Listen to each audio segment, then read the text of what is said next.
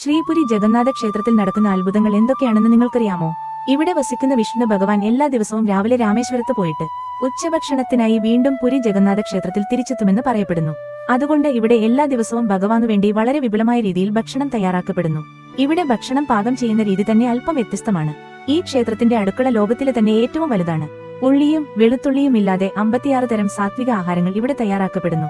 അടുക്കളയ്ക്ക് സമീപമുള്ള 2 പുണ്യക്കിണറുകളായ ഗംഗ, യമുന എന്നിവയിൽ നിന്ന് എടുക്കുന്ന വെള്ളം ഉപയോഗിച്ച് മൺപാത്രങ്ങളിൽ മാത്രമേ പാചകം ചെയ്യുന്നു. ഈ ക്ഷേത്രത്തിന്റെ അടുക്കളയിൽ 7 മൺപാത്രങ്ങൾ ഒന്നിനു മുകളിൽ മറ്റൊന്നായി അടുക്കി വെച്ച ശേഷം വിറക് അടുപ്പിൽ ഭക്ഷണം പാകം ചെയ്യുന്നു. ഇങ്ങനെ പാചകം ചെയ്യുമ്പോൾ അടിയിലുള്ള പാത്രത്തിലെ ഭക്ഷണം വേകുന്നതിനു മുൻപ് തന്നെ മുകളിലത്തെ പാത്രത്തിലെ ഭക്ഷണം വേകുന്ന അത്ഭുതവും ഇവിടെ മാത്രം നടക്കുന്നു. എല്ലാ ദിവസവും പാചകം ചെയ്ത ശേഷം ഉപയോഗിച്ച മൺപാത്രങ്ങൾ ഉടച്ചുകളയുകയും കൂടാതെ എല്ലാ ദിവസവും പുതിയ മൺപാത്രങ്ങൾ പാചകത്തിനായി ഉപയോഗിക്കുകയും ചെയ്യുന്നു.